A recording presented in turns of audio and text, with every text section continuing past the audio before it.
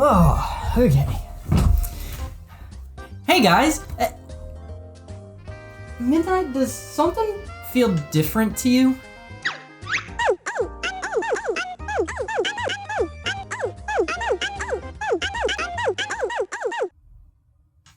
Yeah, you're right, it's probably nothing.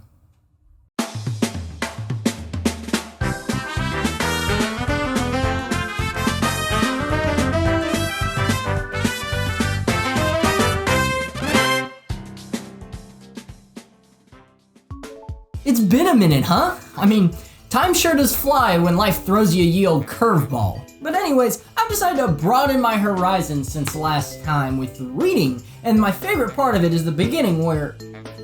Wait a second, this is a scam? The epilogue is a tutorial, it's just the beginning of the damn book! It's time to try something new, and obviously you just want to jump into it, right? Maybe not. At some point you should be taught in some form or fashion the basics of whatever that new thing is that you want to try. That's just how the world works. You should always have context on how to take your first steps, so you don't... And game developers feel the same way. Some more than others, but they mostly feel the same. Getting people used to your game and controls can be hard. I mean, typically you have 2 triggers, a D-pad, 4 buttons, start, select, secondary triggers, and if you have a fancy controller, it might have a touchpad, or even worse.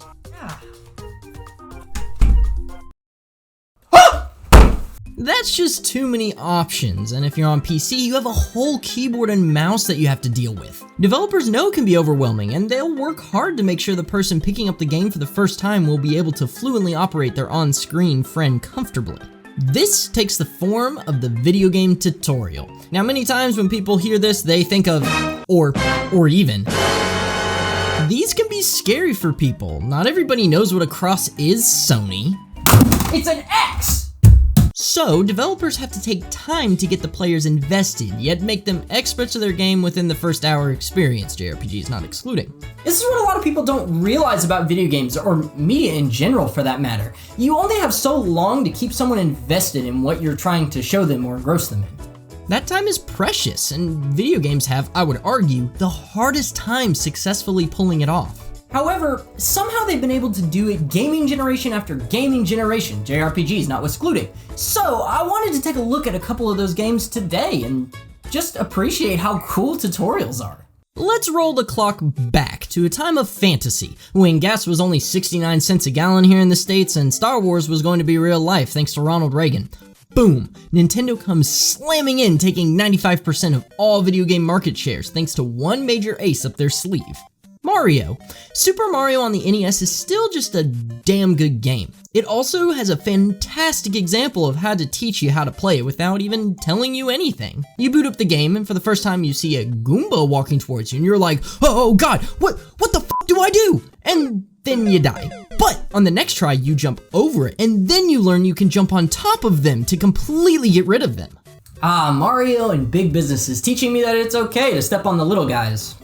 Then later on it shows you how to use pipes, jump over bottomless pits, and they take all of this and slowly build upon this in the levels moving forward. Piranha Plants, Hammer Bros, Lakitus, and Bowser himself are all things built upon the first world. There's a reason why this game single-handedly brought back gaming to the US. And then on the other hand, The Legend of Zelda says, here's your sword and go ham. No text box or direction telling you where you need to go, just a cool looking cave right in front of you that draws you on in. I would argue though that this actually works to that game's advantage. Zelda on the NES was all about just wandering around and finding stuff. Miyamoto said that he got the inspiration for the game of when he was younger and running around in his backyard just swinging swords and pretend. So it makes sense why this game is just a big open world for you to run around and easily get lost in. In this day and age, I use a guide to beat the game, but if you don't have to make rent, figuring out how the game works on your own by just exploring this big sandbox is actually quite fun. Most NES games would actually use the manual as its main source of teaching you how to play, as adding a tutorial into the game would just take up too much programming space. I've actually heard developers say that back then it was equivalent to an entire boss fight, so it's completely understandable why they didn't have them back then. Games back then were also constructed to be very much like arcade games, just instead of currency that it's sucking out of you, it was your time. So not having a tutorial just meant people had to figure the game out more and more and more and spend more time figuring the game out. Many games like the Mega Man series though would teach you by putting the player in a more controlled environment before letting you just jump right into it. The prime example that everyone uses is the shifting platforms in Mega Man 1. The game makes sure that you jump onto a safe platform that's on this moving conveyor belt, while all the other ones underneath it have holes that shift the platform. They make it pretty obvious that you see this before you actually jump down to them, so it lets you know, hey, when those platforms go over the hole, I need to jump so I don't die. It's simple and smart design, almost to the point of your brain subconsciously seeing these tutorials and knowing exactly what to do. It was truly a great example of tutorials within their means back then. But the base Mega Man games didn't stop there being the king of video games. Now we got a whole nother genre of them to take a look at. Mega Man X should be shown in history classes for just how damn good of a tutorial it is. This game, in my opinion, still to this day holds the title for the best tutorial in a video game. Everything is just so well planned out in the first level, from the giant bee to the wall jumping to even just telling you how to dodge enemies in their fire. This game teaches all of it to you in the first 10 minutes. From there on, the game opens up a bunch of crazy stuff, and it all feels so good and fair because of everything the game has taught you right out of the gate. I think another game's tutorial that should get more credit than it does is the original Halo. Now, I'm sure that when you bring it up, people are like, oh yeah, Kevin, obviously Halo is a great example of this. But it's not one that I hear when you bring up the topic of tutorials. This game was just so revolutionary for both gaming and gaming development as a whole. Besides you running through and going... Looking at the first level from a purely game development standpoint is just fascinating. You start out waking up from a long nap because your ship's blowing up, and the game gives you some time to get used to the controls and the camera. The reason they did this was because it was completely different than every other first-person shooter at the time. But you gotta get to the bridge, so you gotta follow your friend, and then the music starts to build, and your friend blows the f*** up, and the music is all like... while you run to the bridge so that you can save the ship from its impending doom. God, this game is so good! After that, the game then gives you a small pistol, and then slowly as you go, gives you more and more weapons to mess with, and it's all within a very small, narrow environment, so you know exactly where to go. This whole sequence lets you get comfortable with the controls and weapons before it drops you into way more open, freer environment. I mean, it gives some help with like Cortana and the waves of worthless soldiers, but for the most part, just working with what the game gives you in the first environment is more than enough you need for a tutorial. There are games though that have another side to this argument. I feel like that method works extremely well when you have a very linear path and a small environment that the developer can guarantee that you stay safe in while you play it, so you get to know what you're doing well enough. Minecraft doesn't tell you what to do at all, and most people just end up looking up what you need to do. To be fair though, it's not really fair of me to criticize Minecraft in this, because most people that are looking to get into this game either have a friend they want to hop on with that already knows everything that they're talking about, or they look it all up on the internet and watch someone on the internet do everything. Now, if the game did have a tutorial, it would go something like this. Okay, buddy, I'm here to help you survive your Man vs. Wild journey. Now, go punch some trees. Now make a pickaxe. Okay, break some stone. Now, go get yourself blown up by an enemy. To be honest though, I'm not even sure if something like this would work, because Minecraft is just a chill, relaxing experience that really wouldn't fit the vibe of something like a tutorial.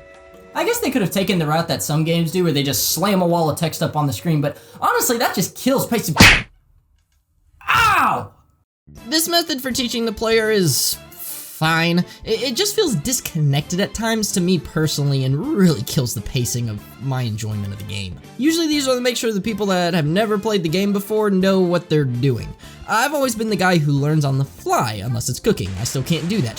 Typically, these can be something as simple as a pop-up of an image that shows the A button so that it can tell the player how to jump while you're still playing the game. Other times, it's just a big old wall of text. The former is totally harmless, and I feel like if you aren't going to let the player discover the controls on their own, this is the best way for them to get comfortable with your game without breaking any pacing or flow. Too bad the same can't be said for the latter. These things just break pacing for me and turn the tutorial from a magical first experience into a tedious reading assignment. And if I've learned anything today, it's that reading sucks.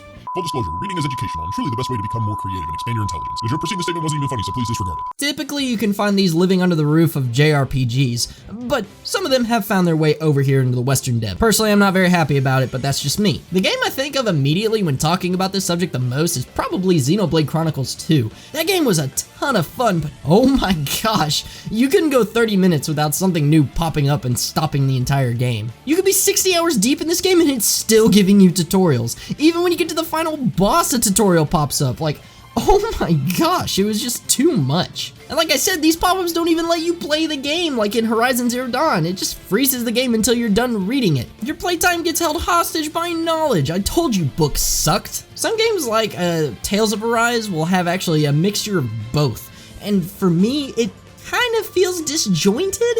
Like, there are moments where they obviously want you to just free roam, but when they stop you, it just feels detached from the other tutorials, like it was made by two different studios. And with how slow paced that game can be, with what you having to talk and read a lot of text in it, I think just doing the full-on pop-ups and stopping the game would have been fine. But even with all that aside, I feel like developers should just be able to make games the way that they want to, and if they feel like just putting up a big old wall of text is enough, then good for them. Let's continue to do stuff like that.